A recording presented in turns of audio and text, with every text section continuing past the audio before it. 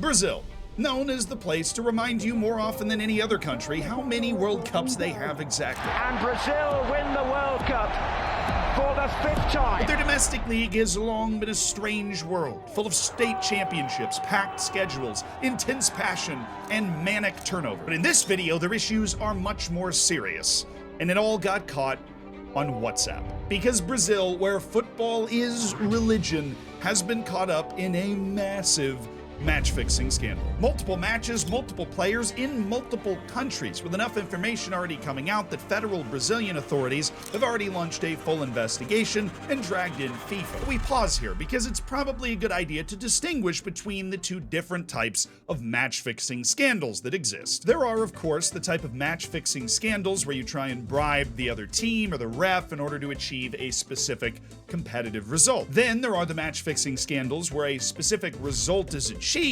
in order to make money on a bet. This Brazilian match-fixing scandal fits into camp number 2. We're talking betting, baby.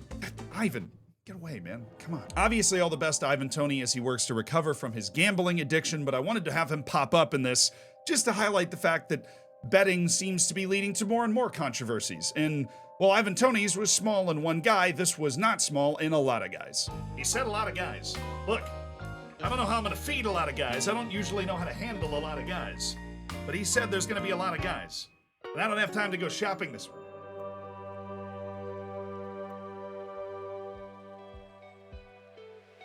I can handle a lot of guys. That's because this video is sponsored by HelloFresh.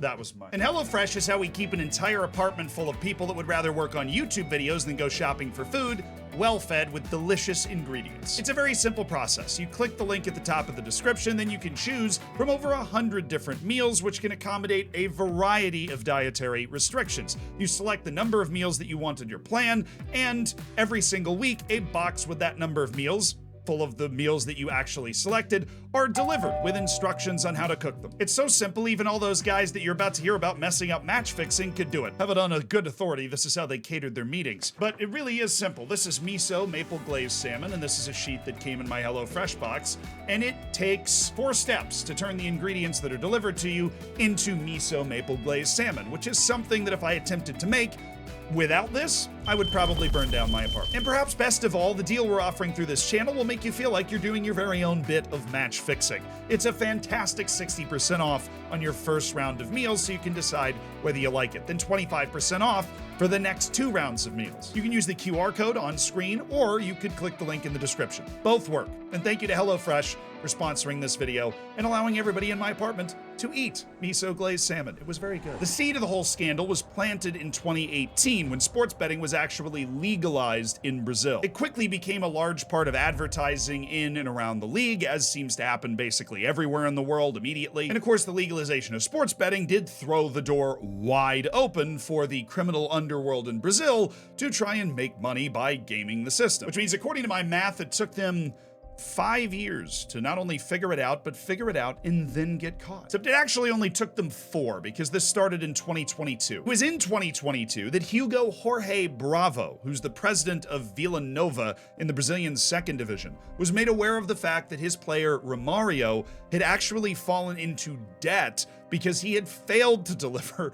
on a bet. Sidebar, the way this sort of thing works is that these big bad gang member dudes, they'll go up to you and be like, hey, if you get a card, we'll pay you $50,000. But then, if you don't get the card, you then owe the gang people for whatever they bet on the game that you were going to get a card. So you can ring up some pretty serious debt. Just because it's illegal doesn't mean this isn't like every other part of your life. Now, according to Globo, Bravo is actually a policeman, as well as the president of a club in the 2nd Division. So he investigated this whole Romario situation and then turned his report over to the Public Ministry of Goiás, which then kicked off this entire investigation. You fast forward to this year on May 10th, in the news, bro. That's when the state of Goiás, it is a state in Brazil, right here, by the way, publicly announced that it would be charging 16 people for match fixing and illegal betting. Of the 16 people, 7 were players, all on different clubs in the top 2 divisions. And these are the names of 6 of those 7 players. And there are actually a lot more players that are involved in this whole thing, but we'll get to them later.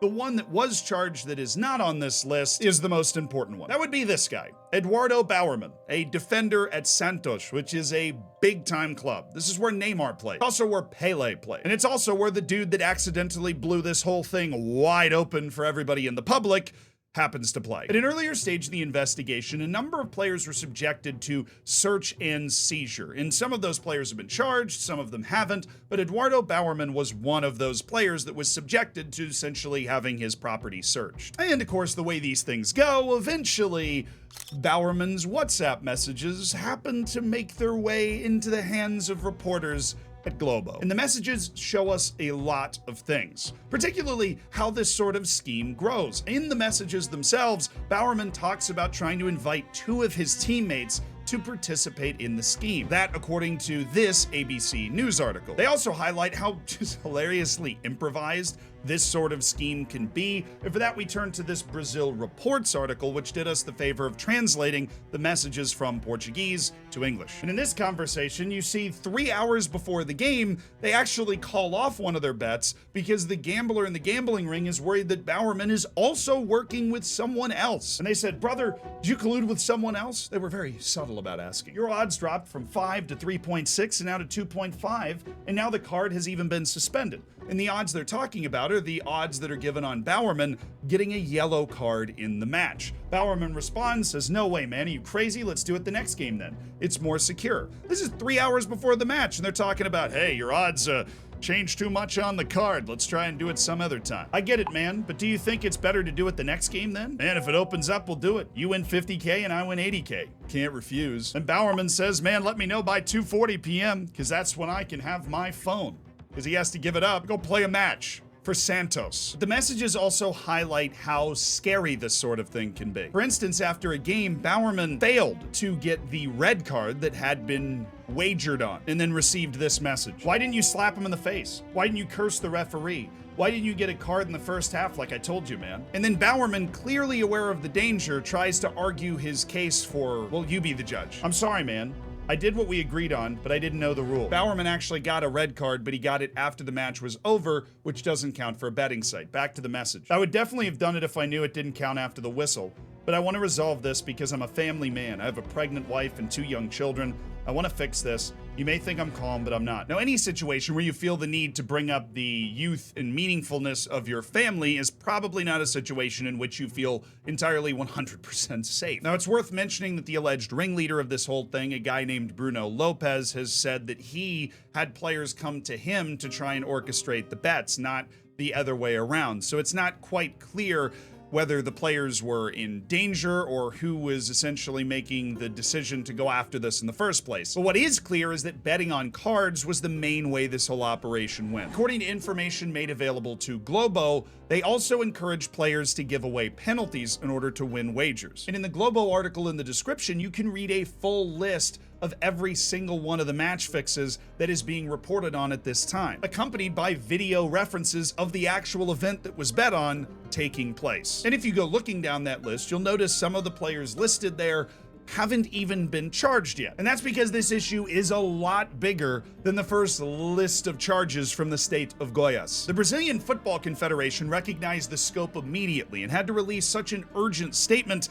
that they had to allay fears that matches were going to be suspended across their leagues. The CBF emphasizes that there is no possibility of the current competition being suspended, and we have been working together with FIFA and other international spheres for a standard model of investigation. And clubs around Brazil have started to suspend players that haven't even been charged yet just to try and get ahead of the curve. Fox Sports points out that Atlético suspended Pedrinho and Brian Garcia preemptively. Clubs like Cruzeiro, Fluminense, and America have made similar decisions regarding players. America actually terminated Nino Paraiba's contract, and he hasn't even been charged yet. And then there's the latest announcement that players outside Brazil are involved. The district attorney of Goiás, Fernando Sescaneto, said that Colorado player Max Alves was named in the probe, and that sharing our investigation so it can be investigated there is the natural path.